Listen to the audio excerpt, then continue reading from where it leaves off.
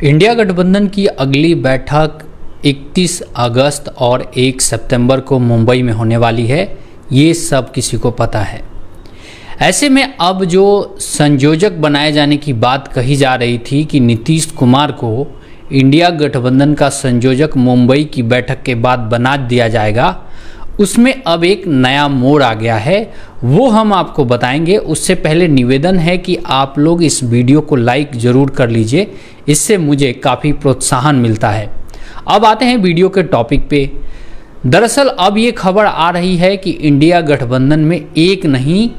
4 संयोजक बनाए जा सकते हैं। हर एक संयोजक को 4 से 5 राज्यों की जिम्मेदारी दी जा सकती है और उसके पीछे जो वजह है, एक तो है क्षेत्रीय दलों के जो बड़े नेता हैं उनको सेटल करने की है, और दूसरा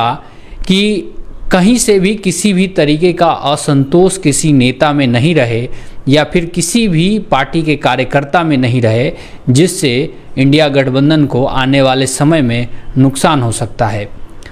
ये बात लालू प्रसाद यादव ने गोपालगंज में कही कि इंडिया गठबंधन के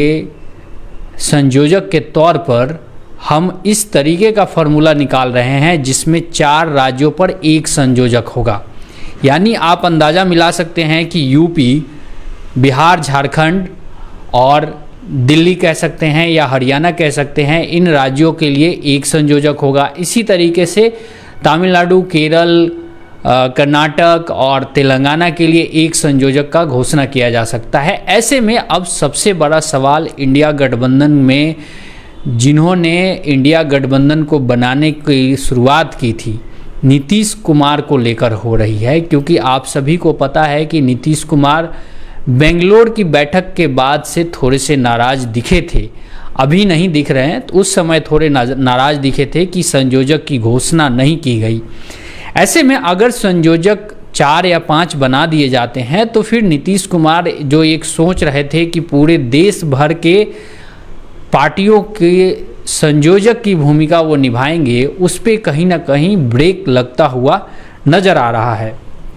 लालू यादव ने ये भी कहा कि जब पत्रकारों ने उनसे पूछा कि तेजस्वी यादव कब बनेंगे मुख्यमंत्री बिहार का और महागठबंधन में जदयू के साथ राजद की क्या डील हुई है, इस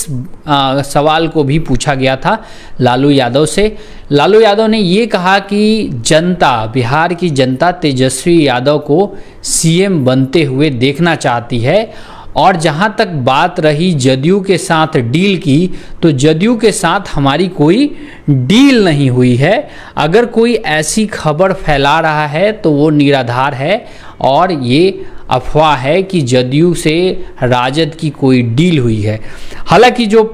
लोग मीडिया में काम करते हैं, जो पत्रकार हैं, वो ये बहुत पहले से कहते आए हैं कि इस बार जो गठजोड़ हुआ है वो इसी बात को लेके हुआ है कि तेजस्वी यादव को बिहार की गद्दी दी जाए और नीतीश कुमार दिल्ली की तरफ रुख कर जाएं। तो अब ऐसे में जब 4 नेता इंडिया गठबंधन में संयोजक बनेंगे और एक चेयरपर्सन, इंडिया गठबंधन का एक चेयरपर्सन भी होगा, जिसके बारे में कहा जा रहा है कि सोनिया गांधी इंडिया गठबंधन की चेयरपर्सन हो सकती हैं, और 4 और अलग अलग लोग संयोजक हो सकते हैं। इसके पीछे जो मुझे समझ में आता है कि आखिर ऐसा क्यों हो रहा है, तो इसके पीछे ये रणनीति हो सकती है कि मान लीजिए अगर नीतीश कुमार को संयोजक बना दिया जाए तो यूपी में जो बाकी गठबंधन के साथी हैं उनके वोटरों के बीच एक अच्छा संदेश नहीं जाएगा कि अरे यार, हमारे नेता को तो कोई पूछ ही नहीं रहा है, हमारे नेता के पास इतना बड़ा वोट बैंक है, हम लोग इतने बड़े राज्य में हमारा जनाधार है, लेकिन संयोजक किसी और राज्य से बना दिया गया। तो इस समीकरण को भी कुल मिलाकर मेरे नज़रिए से इस समीकरण को भी साधने के लिए ये 4 राज्यों वाला फॉर्मूला इंडिया गठबंधन लेके आ रहा है, और उसका फ़ायदा मेरे हिसाब से निश्चित तौर पर मिल सकता है, क्योंकि इससे क्या है कि जो कार्यकर्ता होंगे उन पार्टियों के, जिन 4 लोगों को संयोजक बनाया जाता है, उनके जो कार्यकर्ता हैं वो काफ़ी उत्साहित होंगे कि हमारा भी जो नेता है वो प्रधानमंत्री बन सकता है। क्योंकि इंडिया गठबंधन के बारे में ये लगातार कहा गया है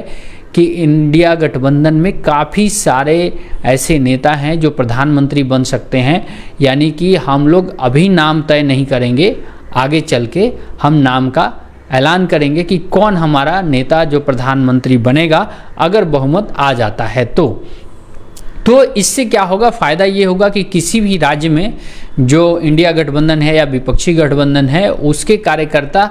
जो हैं वो उनका मनोबल कम नहीं होगा, कमज़ोर नहीं पड़ेंगे और वो मजबूती से बीजेपी को लड़ाई करेंगे बीजेपी से वैचारिक स्तर पर या फिर वोटों को लेके, जैसे वोट डलवाने को भी लेकर वो अच्छे से मुकाबला कर पाएंगे। तो एनडीए को टक्कर देने का जो ये फार्मूला निकाला है, एनडीए को इसी तरीके से या बीजेपी को कहें कि टक्कर देने का जो ये फार्मूला है, ये काफ़ी हद तक ऐसे लग रहा है जैसे कि ये केंद्रीय चुनाव ना बना के ये एक तरीके से छोटे छोटे इलाकों में क्षेत्रीय चुनाव टाइप का बनाने की कोशिश है। क्योंकि आप सभी को पता है अगर ये एक केंद्रीय स्तर का चुनाव बन गया कि एक तरफ नरेंद्र मोदी हैं, दूसरी तरफ राहुल गांधी हैं या फिर कोई अन्य नेता है, तो वो उस समय नरेंद्र मोदी के लिए काफ़ी ज़्यादा फ़ायदा हो जाता है। क्योंकि आप सभी को पता है नरेंद्र मोदी के नाम का अपना 4-5% वोट हर राज्य में है, उनका अलग से है। तो इसलिए ये इस तरीके से जो संयोजक बनाने की कोशिश है या घोषणा करने की कोशिश है वो इसी चीज़ को लेके है कि हम नरेंद्र मोदी के चेहरे को क्षेत्रीय स्तर पर चुनौती दें, हम राष्ट्रव्यापी ना बना के क्षेत्रीय स्तर पर चुनौती दें। जैसे कि कर्नाटक में नरेंद्र मोदी प्रधानमंत्री लगातार प्रचार करते रह गए और वहाँ पे जो क्षेत्रीय स्तर के नेता थे वो मजबूत थे, जैसे सिद्धरामैया हो गए या फिर वोकालिंगा से आपके DK शिव कुमार थे, उनकी बातों पर जनता ने ज़्यादा भरोसा किया और उनकी तरफ वोट पड़ा। तो इसी तरीके के फॉर्मूले के हिसाब से जो मुझे समझ में आ रहा है इंडिया गठबंधन ऐसा ही करना चाहता है कि एक तरफ नरेंद्र मोदी हो लेकिन दूसरी तरफ क्षेत्रीय स्तर पे उस चुनाव को लड़ा जाए कि नहीं जी हमारे यहाँ तो यही नेता चलेगा, आप चाहे जहाँ मर्जी जो कीजिए। तो खैर ये एक बड़ी खबर निकल के आ रही है सामने इंडिया गठबंधन को लेकर कि एक साथ में 4 संयोजक बनाए जा सकते हैं, हो सकता है एक और संयोजक ऐड हो सकता है। अब जैसे 4 संयोजक में एक तो ममता बनर्जी हो सकती हैं जो नॉर्थ ईस्ट और बंगाल के लिए होंगी, दूसरा नीतीश कुमार होंगे जो झारखंड, बिहार और उड़ीसा के लिए हो सकते हैं, एक और राज्य के लिए हो सकते हैं। उसके अलावा अखिलेश यादव हो सकते हैं, उसके अलावा साउथ में स्टालिन हो सकते हैं, उसके अलावा एक और शरद पवार हो सकते हैं। 5 जहाँ तक मुझे लग रहा है कि 4 से 5 जो संयोजक हैं वो क्षेत्रीय संयोजक घोषित हो सकते हैं और एक चेयरपर्सन जो होंगी वो सोनिया गांधी होंगी जो इंडिया गठबंधन की चेयरपर्सन का पद शायद हासिल कर पाएँ, उनको मिल पाएगा। लेकिन एक और बड़ा सवाल अब ये निकल के आ रहा है कि अगर नीतीश कुमार को जो कि बहुत महत्वाकांक्षी बताए जाते हैं, अगर उनको वो रुतबा नहीं मिलता है तो फिर नीतीश कुमार क्या करेंगे? कमेंट में बताइएगा आप लोग और बने रहिएगा द बिहार मीडिया के साथ। जय बिहार।